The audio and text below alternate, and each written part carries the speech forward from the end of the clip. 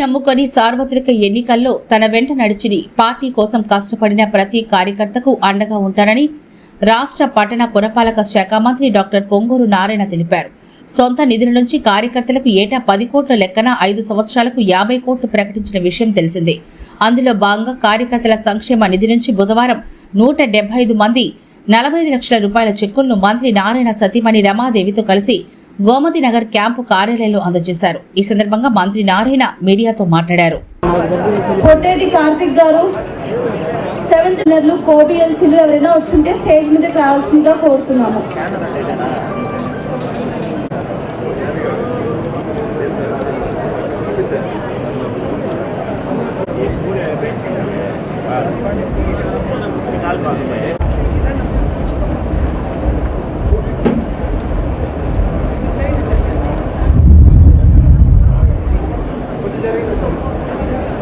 Checks తీసుకున్న వాళ్ళు ఇటు సైడ్ నుంచి ఇట్లా కిందకు వచ్చాయి. 6th డివిజన్ నుంచి పసుపులేటి తేజస్విని గారు మహిళా టీంలో వర్క్ చేస్తారు. సార్ ఇచ్చిన పిలుపునందుకు ఇచ్చినటువంటి నారాయణ సైన్యానికి ప్రత్యేక ధన్యవాదాలు, అభినందనలు. నెల్లూరు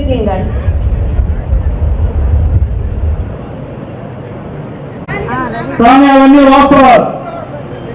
2014, 2019లో సార్ మంత్రిగా ఉన్నప్పుడు ఒక చిన్న సంవత్సరాలు కూడా ఈ ప్రాంతం తెలుగుదేశం పార్టీ కంచుకోటగా తయారు కావాలని ఒక్క ఆలోచనతో ఒక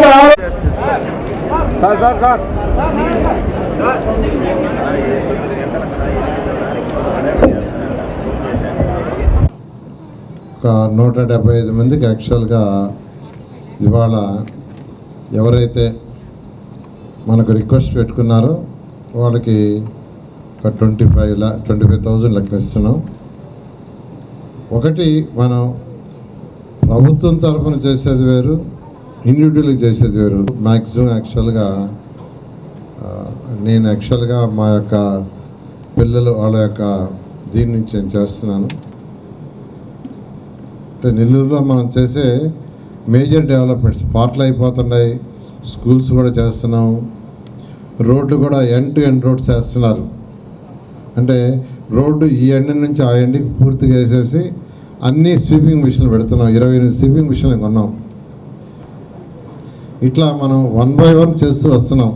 ఇంక అందరికీ చెప్తున్నాను, ఖజానా లేదు, 1 year అయింది, ప్రజల ఎక్స్పెక్టేషన్స్ ఉంటాయి, డబ్బులు లేవు కాబట్టి మనం చేయలేమంటే వాళ్ళు సాటిస్ఫై కారు. అందువల్ల ఏంటంటే 1 by 1 చేసుకుంటూ వస్తున్నాం. అన్నీ పూర్తి చేస్తాం. మనం ఎలక్షన్కి ఏది మాట ఇచ్చామో 100కి 100 రూపాయలు ఇచ్చేస్తాం. అదేవిధంగా నెల్లూరు సిటీలో ఎక్కడెక్కడ పట్టాలు ఇవ్వాలో ఇవ్వటానికి వీలుందో కొన్ని ఇలేము, వర్క్ బోర్డు పట్టాలు ఇలేము, అంటే టెంపుల్స్ ఎండోమెంట్స్ ఇవ్వలేము. అవి 2 తప్ప మిగతా ల్యాండ్స్ ఏదైతే ఉండో వీటికి ఇవ్వగలమో వాటికి స్పెషల్గా డ్రైవ్ చేయమని ఎంఆర్ఓకి ఇన్స్ట్రక్షన్ ఇచ్చాను. ఆయన కూడా చేస్తున్నాడు. ఈ మంత్ ఎండింగ్ కల్లా అన్నీ స్టడీ చేయమన్నాను. నా టార్గెట్ అయితే కనీసం మన సిటీలో 5,000 మందికి యాక్చువల్గా పట్టాలు ఇవ్వనేది టార్గెట్. ఒక 5,000 మందికి. ఆ విధంగా మనం 1 by 1 చేసుకుంటూ వస్తున్నాం. మీకు అందరికీ చెప్పేది కొద్దిగా ఓపిక పట్టండి, అన్నీ చేస్తాం. ఎండ్ టు ఎండ్ రోడ్స్ చేస్తాం, బ్యాలెన్స్ రోడ్స్ చేస్తాం, డ్రైన్స్ 100% కట్టేస్తాం. డ్రైన్స్ ఎక్కడ లేవో అవన్నీ కూడా 100% పూర్తి చేస్తాం. డ్రింకింగ్కి అండర్ గ్రౌండ్కి 165 కోట్లు నిన్నే శాంక్షన్ చేశారు గవర్నమెంట్.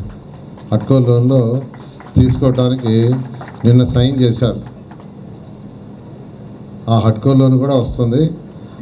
ఆ డబ్బులు వచ్చి వాళ్ళకి ఇస్తే వాళ్ళ వర్క్ కూడా ఫాస్ట్ అప్ చేస్తారు. ఎవరు అడిగినా చెప్పండి, ప్రతి పని చేస్తాం, ఒక్క పని కూడా వదలం. రాబోయే 4 సంవత్సరాల్లో 100% ప్రతి పని పూర్తి చేస్తామని చెప్పాల్సిన రిక్వెస్ట్ చేస్తాం. గారు ప్రతి ఒక్కళ్ళకి మెడికల్ కాలేజీలు ఉన్నాయి. మన రాష్ట్రంలోనే చాలా మెడికల్ కాలేజీలు ఉన్నాయి. మెడికల్ కాలేజెస్కి అనుగుణంగా చాలా హాస్పిటల్స్ ఉన్నాయి, అవునా కాదా? కానీ ఎంతమంది హాస్పిటల్స్లో మన నారాయణ సార్ లాగా కార్యకర్తలకి వారి యొక్క ఆరోగ్య అవసరాలని గుర్తించి సహాయపడుతున్నారు? చెప్పండి, అవునా కాదా? అది మన ఒక్క నారాయణ సార్కే సాధ్యం, అవునా కాదా? గట్టిగా. తర్వాత ఇక పిల్లల విషయాలకు వస్తే, పిల్లలకు కావాల్సింది విద్య బేసిక్గా, తర్వాత క్రమశిక్షణ. విద్యకి విఆర్ కళాశాల లాంటి పాఠశాలని అత్యున్నత స్థాయిలో దేశంలోనే number 1, not in state, not in town, not in district, not in state, దేశంలోనే అత్యున్నతమైన స్థాయిలో తీర్చిదిద్దారు మన విఆర్ కళాశాలని. అలాంటివి ఇంకా చాలా కళాశాలని తీర్చిదిద్దబోతున్నారు. ఇంతేకాకుండా ప్రతి పిల్లలలో మన parents, as a parent, as a grand parent, నేను ఒక అమ్మమ్మగా, తర్వాత మీరందరూ తల్లిదండ్రులుగా మీరు కూడా అమ్మమ్మ తాతయ్య నానమ్మలుగా ఫేస్ చేస్తున్న ప్రాబ్లం ఒకటి పిల్లలతో ఏంటంటే అది స్క్రీనింగ్ టైం. ఫోన్స్కి తర్వాత మన ఇంట్లో టీవీలకి అతుక్కుపోయి ఉంటున్నారు పిల్లలు, అవునా కాదా? వీటి నుంచి బయటకు రావాలంటే ఏం చేయాలి?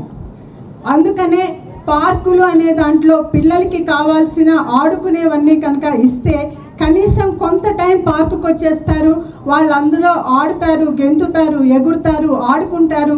దీంతో కొంత ఎక్సర్సైజ్ అవుతుంది. తర్వాత ఆ స్క్రీనింగ్ నుంచి కాపాడుకోవటానికి మనకి ఒక ఆయుధం లాగా ఇది ఉపయోగపడుతుంది. ఈ విధంగా పిల్లల యొక్క యోగక్షేమాల్ని ఆలోచించి అదే రకంగా పెద్దవాళ్ళకు కూడాను వాళ్ళు నడకని కానీ తర్వాత వ్యాయామం కానీ చేస్తే ఆరోగ్యం బాగుంటుంది. సో ఈ విధంగా ప్రతి ఒక్క కేటగిరీ, లేదు పెద్దవాళ్ళు వచ్చి హాయిగా కూర్చొని ఆ చెట్ల మధ్య కొంచెం ఆక్సిజన్ని పీల్చుకొని వెళ్తారు, వారి ఆరోగ్యం బాగుంటుంది.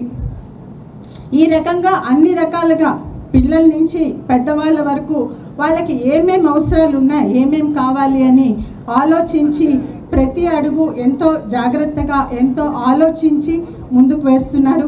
అటువంటి నారాయణ సారు ఇంకా ఇటువంటి మంచి పనులు మన నెల్లూరు నగరానికి ఇంకా జరగాలని అలా చేస్తారని ఆశిస్తూ మీ అందరి దగ్గర సెలవు తీయించుకుంటున్నాను. Thank you.